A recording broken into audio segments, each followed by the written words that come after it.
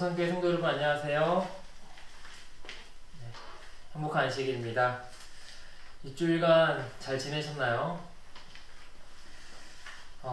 정말 마지막 때 우리에게 많은 어려움이 있지만 이 안식일 말씀 안에서 주님께서 주시는 힘을 얻으셨으면 합니다. 여러분, 사람들이 지금 시대를 마지막 때라고 느끼는 그 이유가 무엇일까요? 물론 예언적으로 지금은 마지막 때가 분명하지만 일반 사람들이 경각심을 가지는 분명한 이유는 날이 갈수록 심해지는 자연재해입니다. 누가복음 21장을 보시면 제자들이 예수님께 마지막 때에 어떠한 징조가 있을 건지를 묻습니다. 그러자 예수님께서는 너희가 사람의 미혹을 받지 않도록 조심하라는 경고를 먼저 하시고 11절에 곳곳에 지진과 기근과 전염병이 있겠고 무서운 일과 하늘로부터 큰 징조가 있을 거라고 말씀하십니다. 여러분은 이 말씀을 듣고 떠오르는 사건이 있으십니까? 저는 2004년 남아시아에서 발생한 대지진과 2011년 동일본에서 일어났던 지진으로 인한 무시무시한 쓰나미가 생각이 납니다. 영상으로도 생생하게 남아있어서 그 충격이 너무나 컸고 너무나 많은 사람들이 죽어야 됐기 때문에 참담한 심정이었습니다. 그리고 현재 전 세계는 코로나 바이러스로 인해 신음하고 있습니다. 코로나 사태는 아직도 현재 진행형입니다. 수많은 재해들이 우리 앞에 나타나서 충격에 빠뜨리고 또 기억 속으로 지나가고 있습니다. 그리고 아마 다시 나타날 것입니다. 오늘 말씀의 주제는 하나님께서 애국 백성들에게 재앙을 주신 이유입니다. 범위는 출애굽기 7장부터 10장까지인데요. 말씀 속에서 우리가 재앙을 어떻게 받아들여야 하는지 그리고 재앙에 나타난 하나님의 뜻은 무엇인지를 발견하는 시간이 되었으면 좋겠습니다.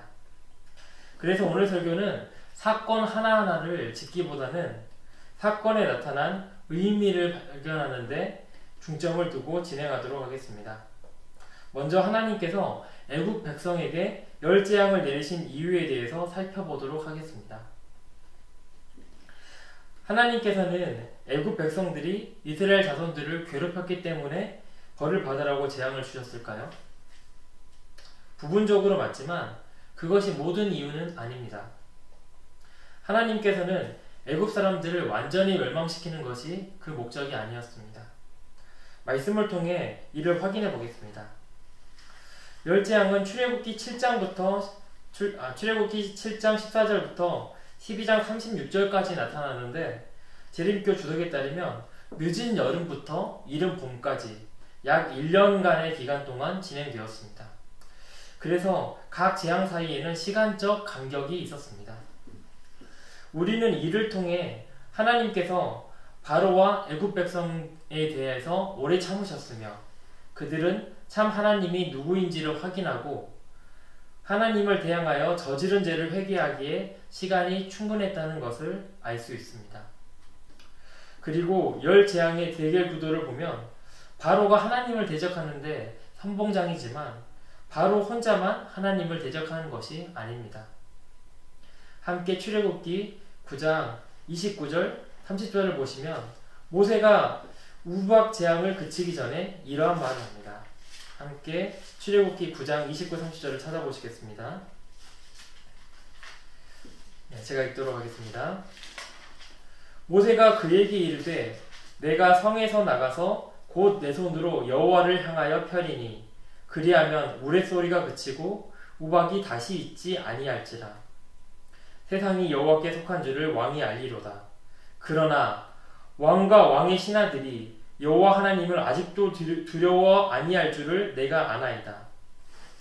이어서 34절을 보시면 바로가 비와 우박과 우레소리가 그친 것을 보고 다시 범죄하여 마음을 완악하게 하니 그와 그의 신하가 꼭 같더라라고 기록되어 있습니다. 우리는 말씀을 통해 파라오뿐만 아니라 애굽 백성 또한 재앙을 겪고도 하나님을 두려워하지 않았음을 알 수 있습니다. 하나님께서는 거듭거듭 이스라엘 백성을 보내겠다는 약속을 어기고 하나님을 두려워하지 않는 바로에게 출애굽기 9장 14, 16절에서 이렇게 말씀하십니다. 내가 이번에는 모든 재앙을 너와 내 신하와 내 백성에게 내려 온 천하에 나와 같은 자가 없음을 내가 알게 하리라.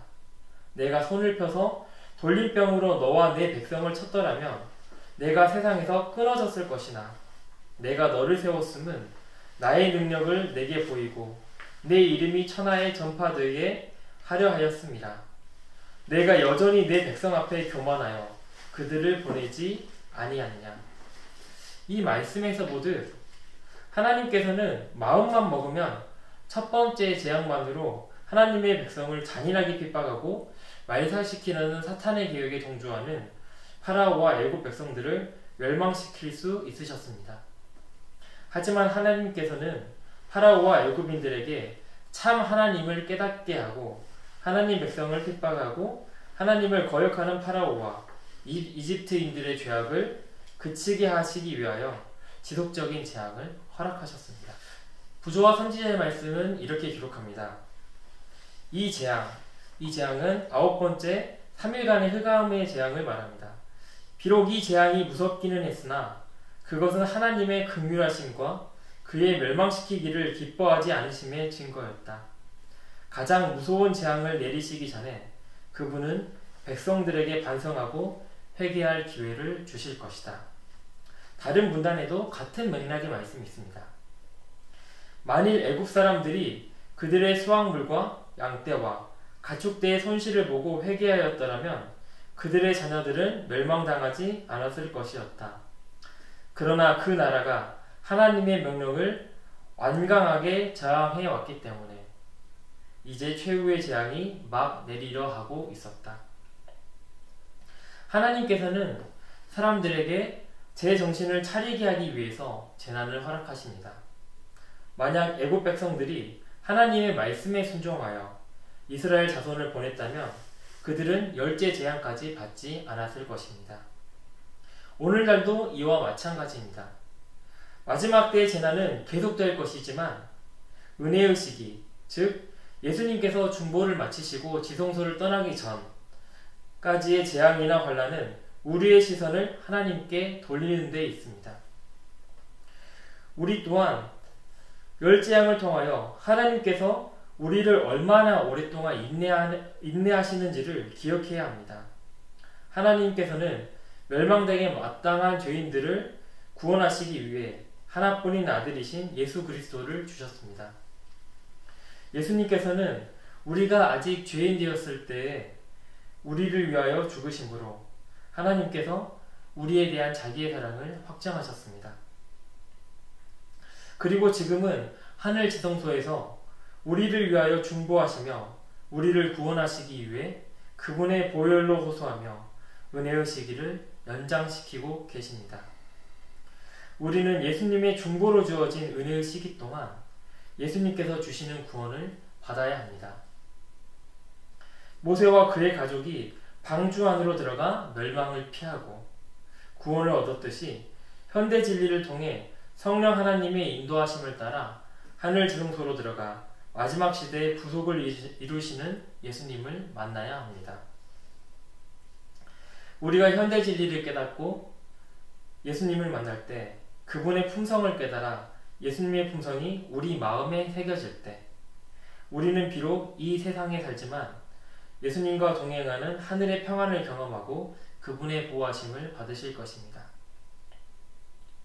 또한 하나님께서는 오래 인내하셨지만 애굽 백성들은 끝끝내 마지막 재앙을 받는 역사를 통해 은혜의 시기는 결코 영원하지 않음을 기억해야 합니다.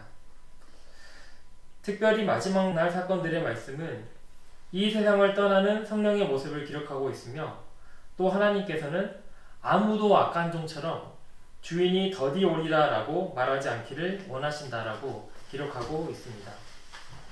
하나님께서는 우리가 항상 깨어 기다리길 원하십니다. 그래서 하나님께서는 우리가 예수 그리스도의 재림을 고대하며 항상 준비하며 살도록 그 시기를 우리에게서 숨기셨습니다. 우리가 모두 등잔에 성령의 기름을 가득 체험을 받고 깨어서 신랑을 기다리길 간절히 소망합니다. 이제 두 번째로 살펴볼 것은 하나님의 말씀을 직접 듣고 그분의 능력을 경험했으면서도 끝끝내 반역하는 바로의 모습입니다. 성경을 보면 이해할 수 없는 고집을 가진 두 쌍벽이 있는데, 첫 번째는 하나님의 능력을 보고도 광야에서 계속 반역하는 이스라엘 자손들이고, 두 번째는 혹독한 9번의 재앙을 겪고도 그 고집을 꺾지 않아 마지막 열재앙까지 받는 바로입니다. 그리고 그는 출애굽 이후에도 이스라엘 자손을 추격하다 홍해에서 그의 군대가 몰살당합니다. 많은 사람들은 나는 하나님을 봤으면 하나님을 믿었을 텐데, 바로나 이스라엘 자손은 하나님의 분명한 역사를 경험하고도 믿지 않고 거역하는 모습이 너무나 이상하다고 이야기합니다.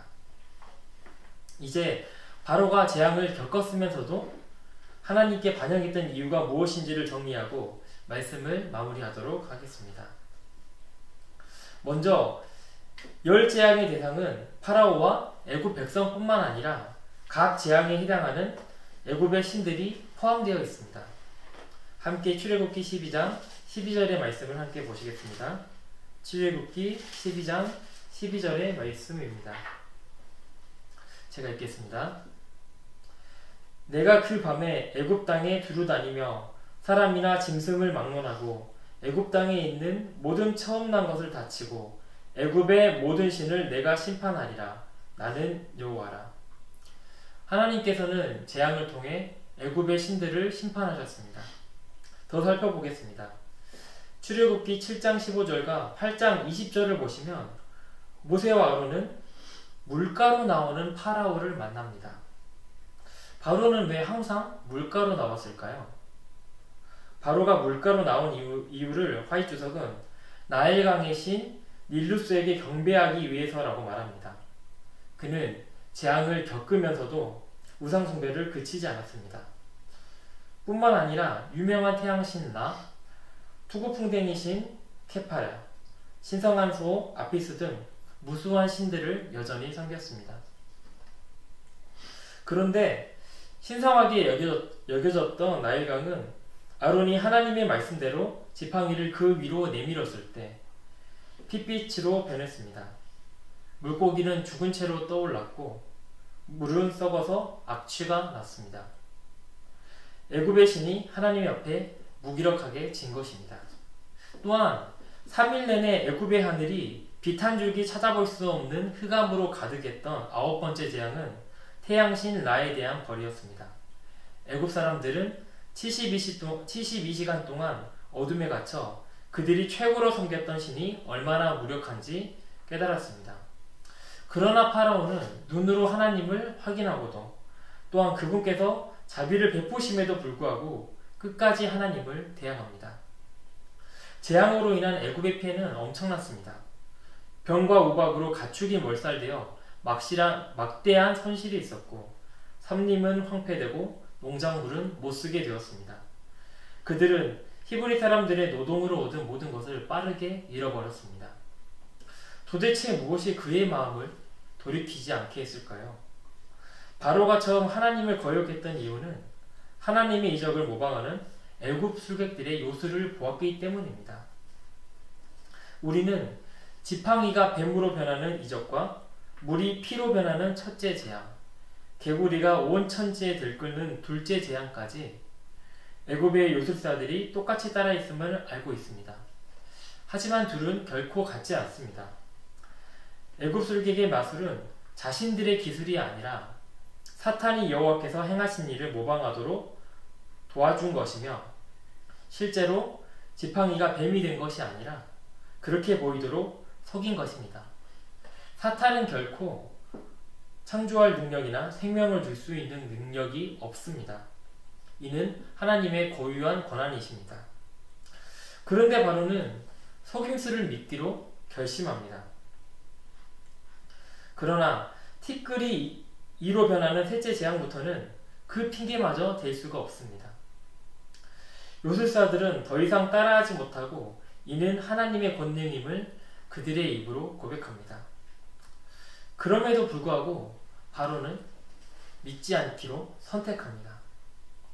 성경에는 하나님께서 바로의 마음을 완악하게 하셨다고 기록했는데 이를 잘못 이해하면 하나님께서 바로의 마음을 악하게 하신 것이 아닌가라고 오해할 수가 있습니다.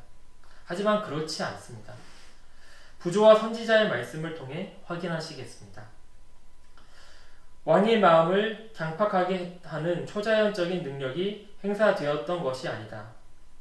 하나님께서는 바로에게 당신의 능력에 대한 아주 분명하고 놀라운 증거를 주셨다. 그러나 왕은 완고하게 그 빛을 거절하고 그것에 유의하지 않았다. 그가 맨 처음 표적을 거절할 때에 심은 반역의 씨들은 결실을 거두었다. 바로는 하나님의 명령을 거절하는 자신의 고집을 정당화하기 위해서 하나님께서 모세를 통하여 행하신 표적들을 무시할 어떠한 구실을 찾고 있었습니다. 그리고 사탄은 하나님의 사업을 모방하여 하나님의 말씀을 믿지 않기로 한 결심한 자에게 거역할 만한 근거를 제공합니다. 어떤 사람이 하나님을 믿지 않기로 결심한다면 하나님의 말씀을 의심하고 틀렸다는 증거를 찾고자 한다면 사탄이 이를 도울 것입니다. 사탄은 그리스도의 표적을 끊임없이 모방하고 있습니다. 사탄은 마지막 때인 지금 성령의 역사마저 모방하여 사람들에게 거짓 성령을 주어 진리와 허위를 혼합한 감정적인 흥분으로 진리로부터 정반대되는 길로 나아가게 하고 있습니다. 그러나 우리는 여기에 속을 이유가 없습니다. 그의 증언은 분명히 말씀하십니다.